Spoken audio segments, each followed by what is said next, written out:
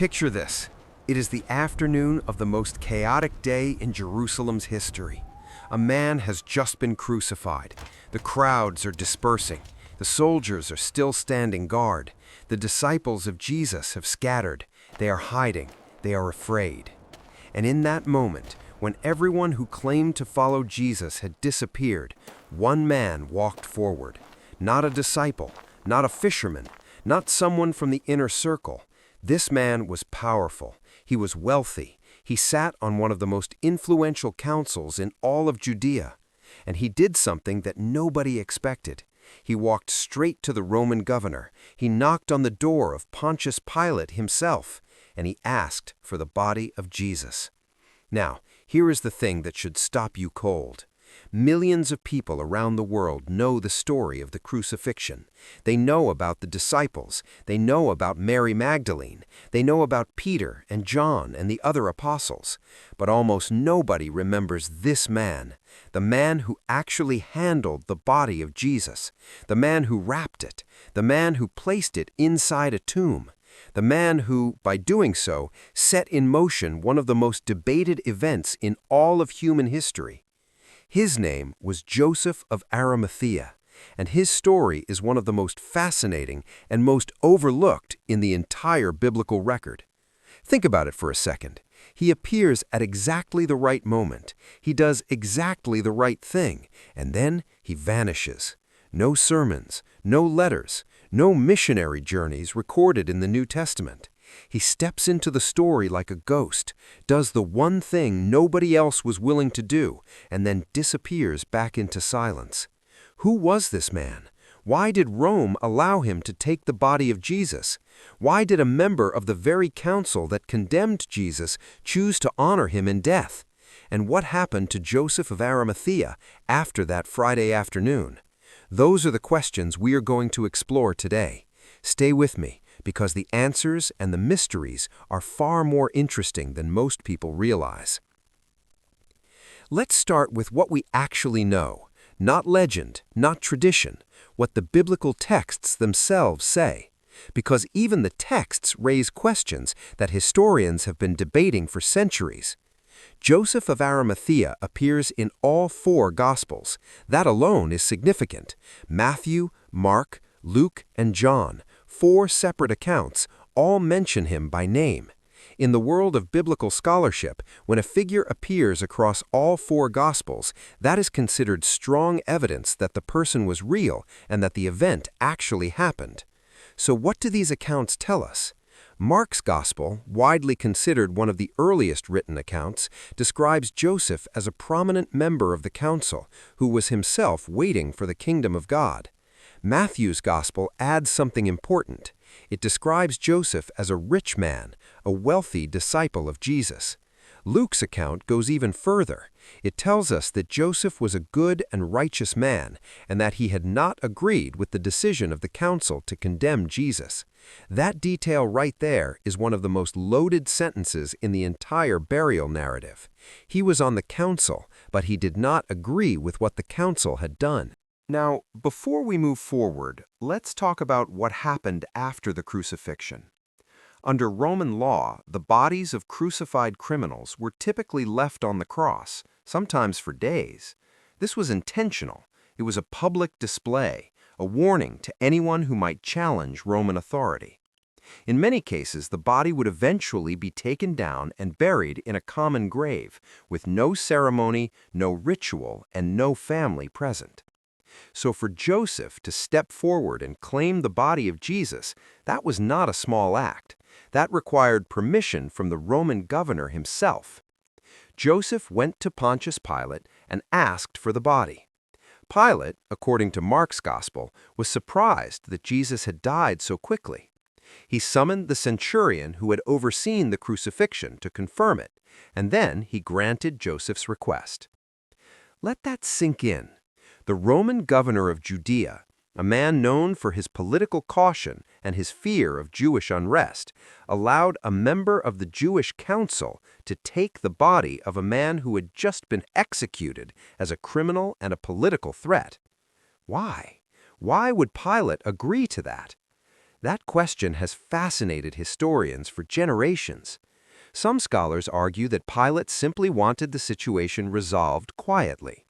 Others suggest there may have been a relationship, or at least an understanding, between Joseph and the Roman administration. We do not know for certain, but the fact that Pilate agreed, and agreed quickly, is one of the most intriguing details in the entire account.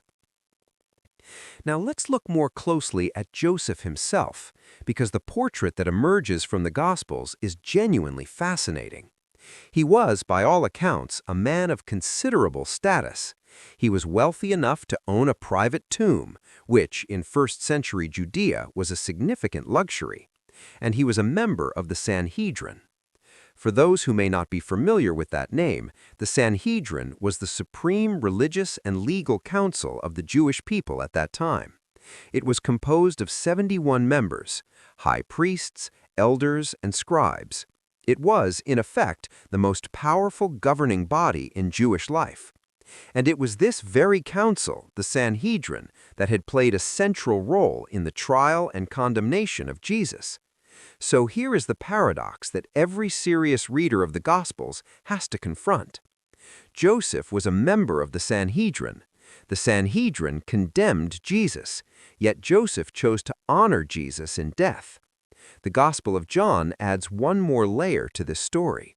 It describes Joseph as a disciple of Jesus, but a secret one, hidden, quiet, afraid of what his colleagues would think. Think about the world Joseph lived in. He was a man who had spent years building a reputation. He had wealth, he had influence, he had a seat at the most important table in Jewish society. And following Jesus, publicly, openly, would have put all of that at risk. So he kept his faith private. He stayed in the shadows until the moment when the shadows were no longer enough, when Jesus was dead, when the disciples had fled, when there was nobody left to do what needed to be done. That was the moment Joseph chose to act. And here is what makes this so striking. The moment he went to Pilate and asked for the body, that secret was over. Everyone would know. The council would know. The other members of the Sanhedrin would know. By claiming the body of Jesus, Joseph of Arimathea was publicly declaring himself a supporter of the man they had just condemned. So what do you think? Was Joseph risking everything to honor Jesus, or was there another reason, a political reason, a personal reason, that we simply cannot see from this distance in history? Leave your thoughts in the comments below, because the answer is not as simple as most people assume. Now, let's talk about the tomb, because the tomb is not just a detail in this story. The tomb is, in many ways, the center of everything. Joseph did not simply bury Jesus in a common grave. He placed the body in a new tomb, one that had never been used, one that belonged to him personally. Matthew's Gospel is very specific on this point. It describes the tomb as his own new tomb, which he had cut out of the rock. In first-century Jewish burial practice, a rock-cut tomb was carved directly into the limestone cliffs that surrounded Jerusalem. This was not cheap. This was not simple. This was the burial place of someone with resources.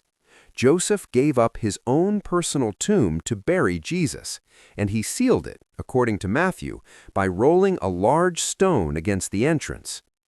The significance of this cannot be overstated, because it is this tomb, the tomb provided by Joseph of Arimathea, that becomes the focal point of what Christians call the resurrection.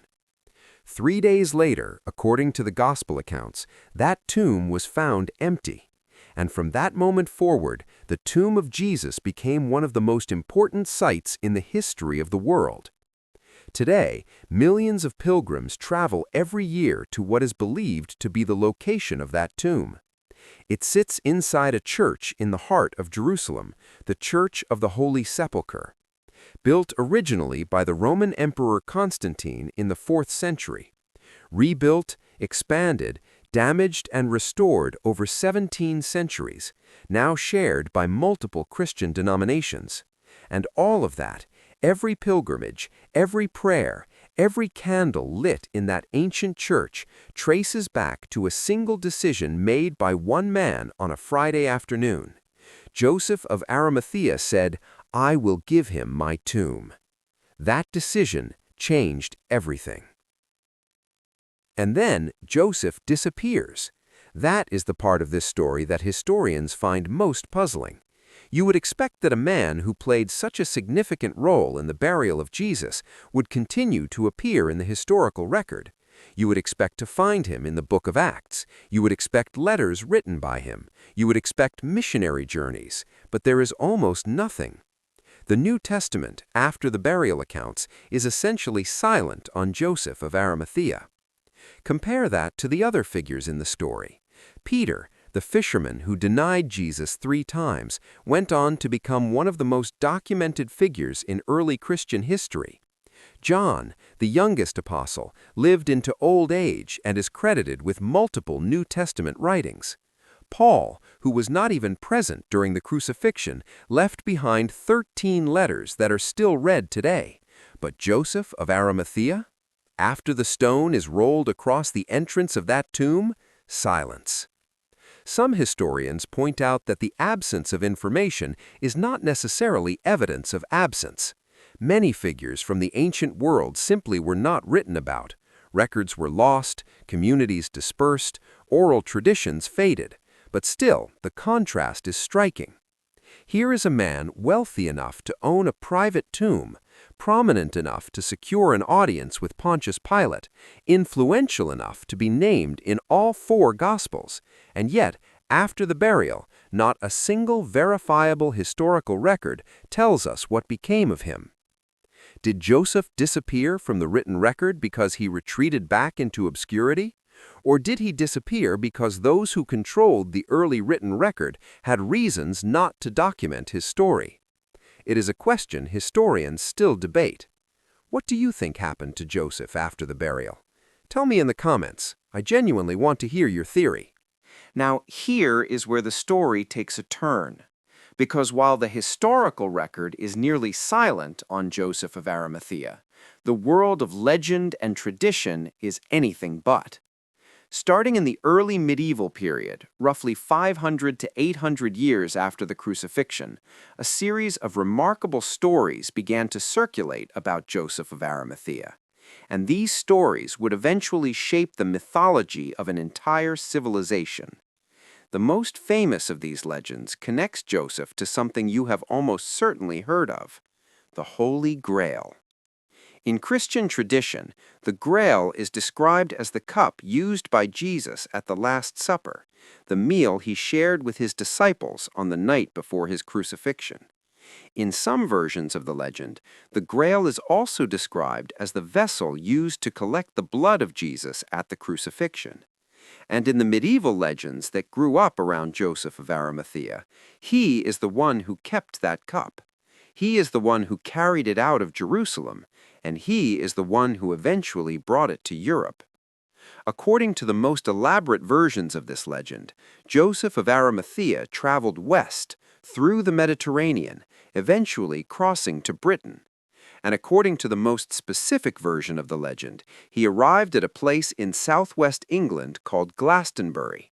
The legend says he settled there, that he built the first Christian church in Britain, that he planted a thorn tree on a hill called Weariall Hill, and that he brought with him the Holy Grail, the cup of the Last Supper. These stories became extraordinarily powerful. They wove themselves into the fabric of English Christian identity.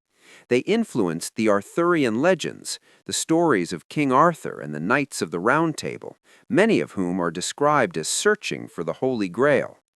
They gave Glastonbury a spiritual importance that it retains to this day. Pilgrims still come to Glastonbury. They still visit the Chalice Well. Now here is where we have to pause and ask the hard question. How much of this is history, and how much of this is something else? Let's be honest about what the scholarship actually says.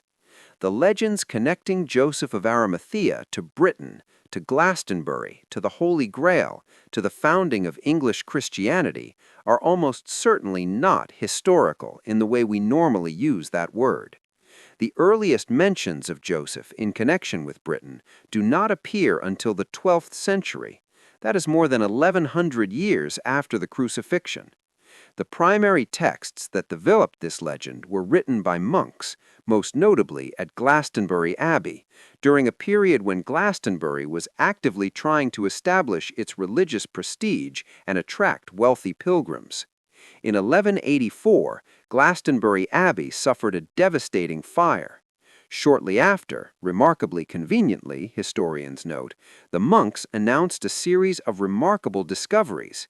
They claimed to have found the grave of King Arthur. They claimed ancient connections to Joseph of Arimathea. Scholars today largely view these claims as what historians call sacred propaganda, stories created or amplified to boost a religious site's reputation and income. This was not unusual in the medieval world.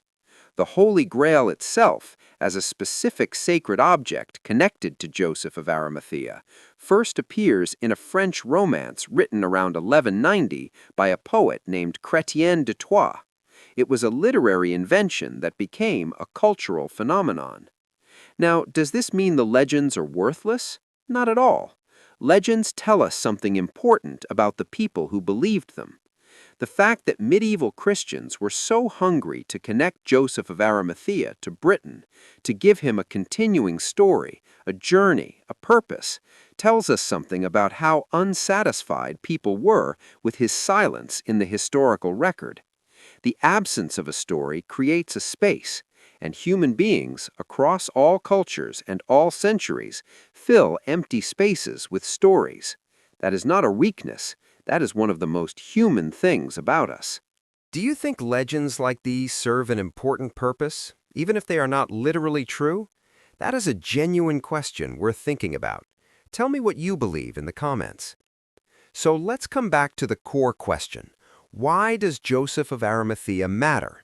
Not the legend, not the Holy Grail, not Glastonbury, the actual historical figure, the man in the text. Here is the honest answer. If Joseph of Arimathea had not acted on that Friday afternoon, the story of Jesus might have ended very differently. Under Roman law, the body of a crucified criminal could be left on the cross for extended periods, or buried in a common, anonymous grave with others who had been executed. There would have been no identifiable tomb, no specific location for followers to visit, no site around which the resurrection accounts could be anchored. The story of the empty tomb, which is central to Christian faith and to the historical debate about what happened after the crucifixion, depends entirely on the fact that there was a known, identified tomb in the first place. And that tomb existed because Joseph of Arimathea provided it. One man, one decision, one afternoon. And the entire trajectory of what followed, the resurrection accounts, the birth of the Christian movement, the eventual spread of Christianity across the Roman Empire and beyond, all of it required that one quiet act of courage or loyalty or whatever it was that moved Joseph of Arimathea to walk toward Pontius Pilate's door while everyone else was walking away. That is not a small thing. That is one of the most consequential acts in the entire historical record of early Christianity, and yet we barely know his name. History has a way of doing this. We remember the loudest voices, the most dramatic moments, the people who stood at the center of great events and left behind letters, sermons, speeches, and traditions. We remember Peter. We remember Paul. We remember the martyrs and the missionaries and the great theologians. But sometimes, the most important moments in history are shaped not by the loudest voices, but by the quietest ones, by the person who simply shows up when no one else does, who does the thing that needs to be done, who opens the door, literally or figuratively, that everything else passes through. Joseph of Arimathea was that person. He appears for one brief moment in the most consequential story in Western history. He does not preach, he does not perform miracles, he does not write a gospel or plant a church, at least that we can historically verify. He simply walks forward when everyone else steps back. He claims a body, he wraps it in linen, he places it in a tomb, and then he is gone. Whether he retreated back into the shadows of the Sanhedrin or fled Jerusalem under threat, or whether he lived quietly in Arimathea for the rest of his days, or whether some version of the later legends contains a kernel of historical truth, we simply do not know. And perhaps that uncertainty is part of what makes him so compelling. The people we know everything about are easy to categorize. The people who remain mysterious, the ones who act decisively and then disappear, they stay with us. They make us wonder. And wondering, as any historian will tell you, is where the real work of understanding the past begins. So here is the question I want to leave you with today, and I genuinely want you to answer this in the comments. Not what the legends say, not what tradition says. What do you personally think happened to Joseph of Arimathea after the burial of Jesus? Did he return to his seat on the Sanhedrin and live out his days in silence? Did he become an active follower of the early Christian movement, just ones whose story was never written down? Did he leave Judea entirely, perhaps traveling west, as some traditions suggest? Or is the silence itself the answer? A man who did what he believed was right and then quietly stepped back into the life he had always lived. Whatever you believe, the fact that we are still asking these questions 2,000 years later is itself a testament to the weight of that one afternoon, one man, one tomb, one moment that history never quite managed to forget. If you found this story as fascinating as I did, please share it with someone who loves history. Hit the like button if you learned something new today, and subscribe if you want more stories like this one, the hidden figures, the forgotten names, the quiet people who shaped the world without ever seeking the spotlight. I will see you in the next one.